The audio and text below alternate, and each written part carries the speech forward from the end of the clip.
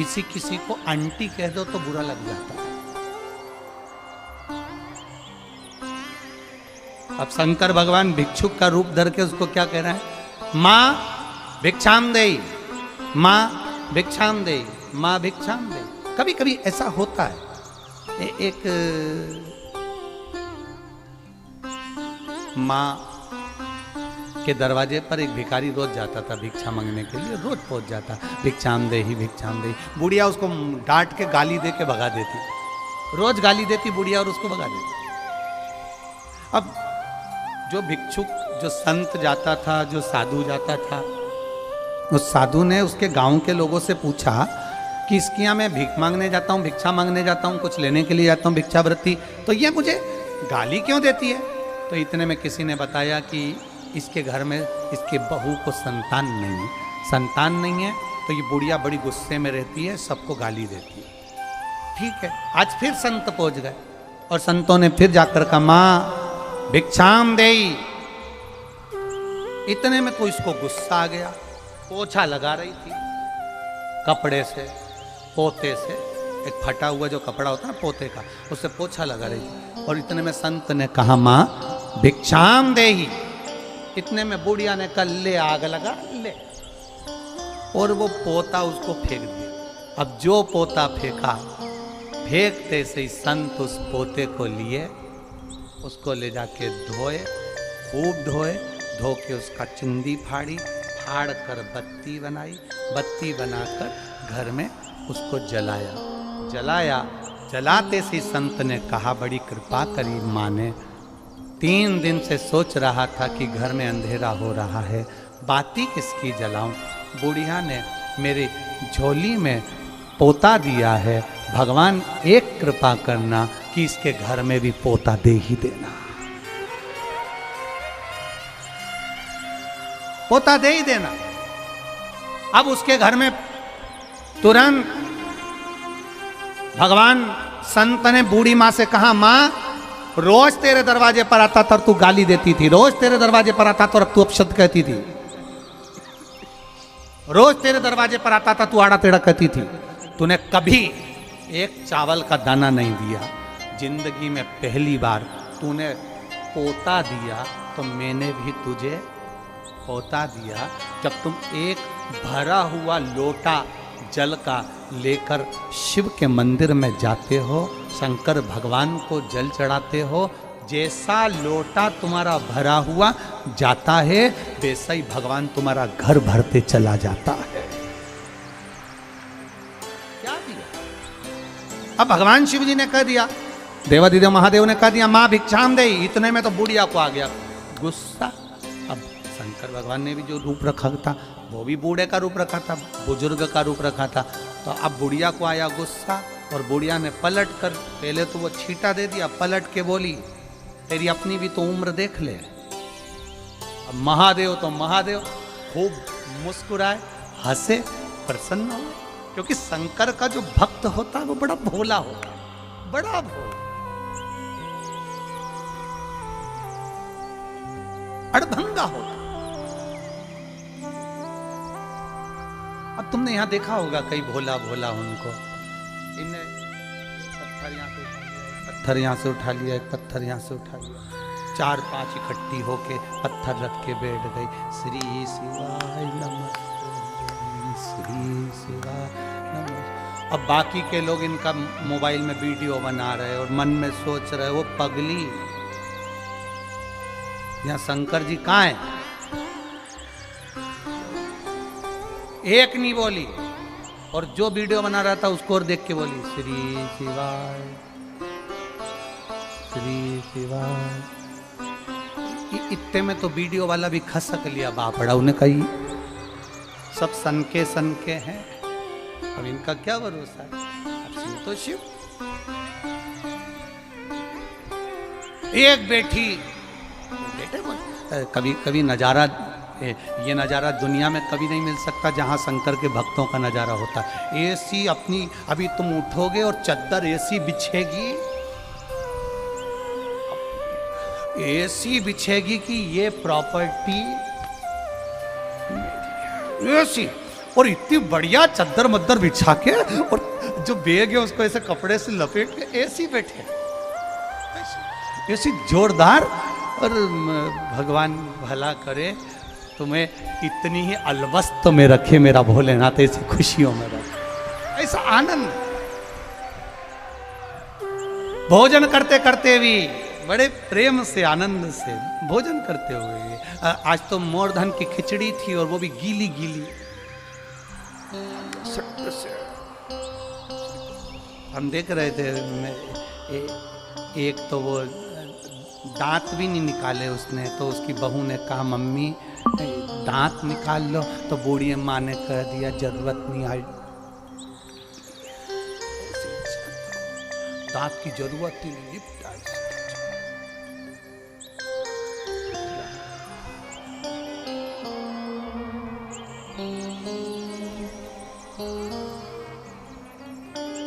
6 ton मोरधन की खिचड़ी सुबह ही निपट गई थी। कितने टन? कुंटल नहीं, 6 टन की। फिर दूसरा 6 टन वापिस आया, 12 बजे से 7 बजे तक निपटाने।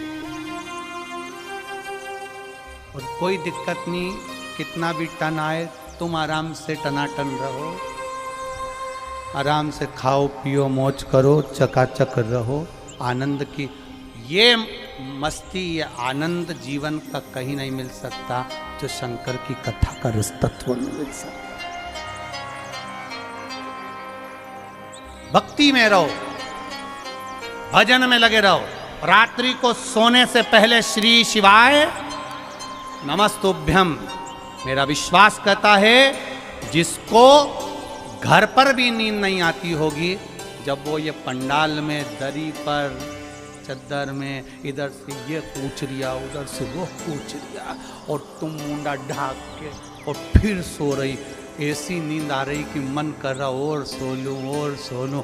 और बचा कुछा था तो सुबह से चिल्लाने वाले इतने चिल्लाए, कहाँ जा रही, पानी नहीं। फिर इतने में तो फिर सवेरे 4 साढ़े 4 बजे तो नींद खुद के फिर बैठी, थोड़ी देर सोचती रही, इधर जाऊं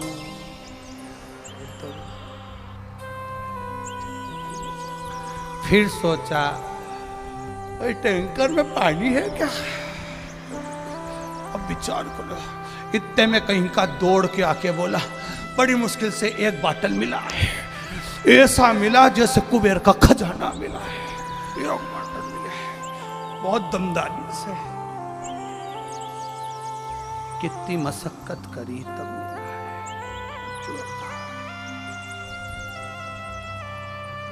अब यहां समझ में आ रहा है कि पानी का मूल्य कितना है, कितना समझ में आया, पानी की कीमत कितनी है। आज समझ में आया कि एक ही बाटल में से इत्ते में कुल्ला कर लिया, इतना पी गए और इत्ते से अब समझ में आया कि जल ही जीवन है, इसके सिवाय कुछ भी नहीं है। सारी समस्या का हल उस जल को समझ में आ गया कि अब अपने को समझना है कि जल की कीमत के, जैसे ऑक्सीजन की कीमत कब समझे थे, वृक्षों की कीमत कब समझे थे, जब कोरोना आया। अब समझ में आया, अपने सारे पेड़ कटवा दिए, ऑक्सीजन नहीं मिल रही, अब मशीन होन लगाना पड़ रही है। तब समझ में आया कि 2-4 पेड़ लगाना थे, वृक्षारोपण करना था, तो ऑक्सीजन की कीमत समझ में आती कि ऑक्सीजन क्या है। दिखे शिव जी ने देखा, मेरा ओघड़ी मेरा भोलेनाथ भिक्षु बनकर आया, भिक्षुक बनकर आया मेरा भोलेनाथ, और भिक्षुक बनकर मेरा विश्वनाथ जब सामने आकर खड़ा हो गया। माँ कहती है क्या बात है बाबा। माँ ने कहा, पूछा, शंकर भगवान बोले इस बच्चे को मैं आपको देना चाहता हूँ। माँ ने पूछा मैं इस बच्चे का क्या करूँगी। इतने में शंकर भगवान तुरंत कहते हैं, मुझे काय दे रहा है।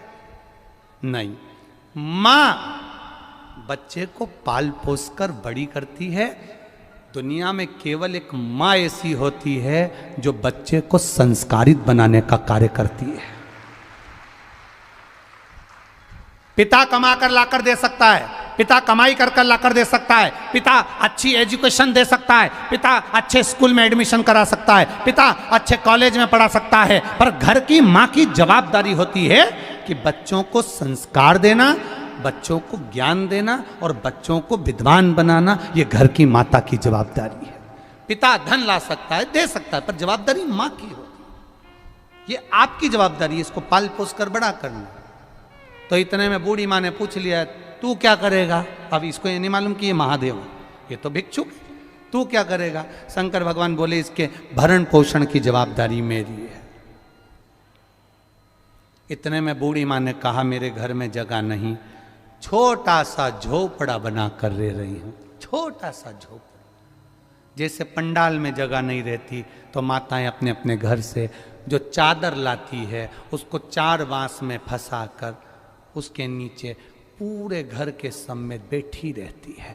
उनसे जाके पूछो, तुम्हारा पंडाल कहाँ का है? तो क्या छत्तीसगढ़ का है, कोई कि हमारा महाराष्ट्र का। सब कोने कोने कोने कोने चद्दर का टेंट बनाकर रह रही है और आराम से रह रही, अलमस्त ऐसी रह रही जैसे वीआईपी रूम में रह रही है, इन्हें कोई मतलब, मस्त।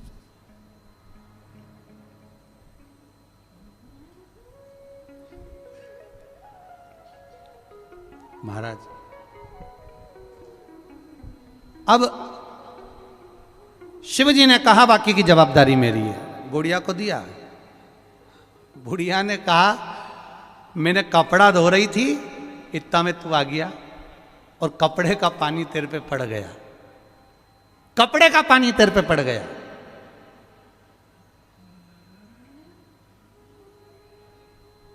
किसी के ऊपर कपड़े का पानी पड़ जाए तो उसे गुस्सा आता है, थोड़ा सा भी जल पड़ जाए तो वो क्रोधी हो जाता है।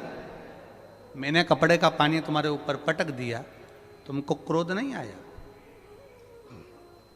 शिव जी बोले, मां, एक बूंद भी जल अगर मेरे ऊपर पड़ता है किसी के हाथ का तो उसका कल्याण मैं तुरंत कर देता हूं, तुरंत। इतने में बुढ़िया नहा के निकली थी वो नदी में से और कपड़े धोए थे। अब बुढ़िया के बाल भी घाट पे, तुम देखना नदी के घाट पे थोड़ी गर्मी रहती है तो बाल जल्दी सूख जाते, कपड़े जल्दी सूख जाते। जैसे ही पटको थोड़ी देर बाद उसी को पहन लो, तुरंत सूख जाए। अब बुढ़िया के बाल खुले थे, उसने तुरंत जूड़ा बांधा और जूड़ा बांधते से ही बोली, तू तो इतनी विद्वत्ता जैसी बात कर रहा, विद्वानों जैसी, कौन है? कौन है? मां, तो मुझे जान नहीं सकती। ऐसा मुंह पे तूने ये राख माख लपेटी, अभी रुक, अभी रुक, तेरा मुंडा धुलाती मैं, अभी रुक। और गई नदी में से पानी भर के लिए आई, काय में। वो माओं के पास में क्या होता कपड़े धोने के लिए, जो बाल्टी बर्तन जो, वो लई धो के, और जो नदी में से पानी लई ने देवाधिदेव महादेव पे जो डाला, सारी भस्मी नीचे, भस्मी जैसी नीचे आई। पार्वती जी मुस्काई, इतने में महादेव असली रूप में प्रकट हो गए, असली रूप में प्रकट। जो मेरे देवाधिदेव महादेव को देखा, चरणों में पड़ गई, शंभु मैं पहचान नहीं पाई, किस रूप में तू आया, किस रूप में, तेरा स्वरूप क्या है मैं जान नहीं सकती। एक बात आपसे भी कहेंगे, क्यों बुलाया कुबेर भंडारी ने तुमको इतने इतने दूर से, ये हम भी नहीं जानते, पर एक बात जरूर जानते हैं कि वो जिसको बुलाता है, जिसको पकड़ता है, उसका हाथ कभी नहीं छोड़ता है, कभी नहीं छोड़ता। क्यों बुलाया उसने तुमको यहां, ये हम नहीं जानते। क्यों भिक्षुक बनकर मेरा देवाधिदेव महादेव गया, भिक्षु वर बनकर गया, 19 अवतार में से एक अवतार भिक्षु वर अवतार रखकर मेरा देवाधिदेव महादेव गया, पहुंचा, और जो जल पड़ा देवाधिदेव महादेव प्रकट हो गए, शिव जी प्रकट हुए। मां, मांग तुझे क्या चाहिए? मां ने कहा कुछ नहीं चाहिए, अब आपका दर्शन हो गया, बस इतनी कृपा करना, इस बच्चे को मैं पाल पोस कर बड़ा कर दूंगी। पर ये है कौन? उस माँ ने पूछा, तुम्हारा क्या रिश्तेदारी है इससे? क्या संबंध है तुम्हारा इससे?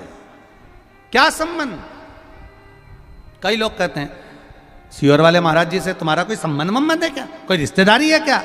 तो दुनिया के लोग कह देते हैं रिश्तेदारी तो एक ही है, बस वो रिश्तेदारी कोई नहीं जान सकता। वो है जो महादेव का है वो हमारा है, और जो हमारा है वो महादेव का है। इससे बढ़कर कोई संबंध नहीं हो सकता, इससे बढ़कर कोई रिश्तेदारी नहीं हो सकती।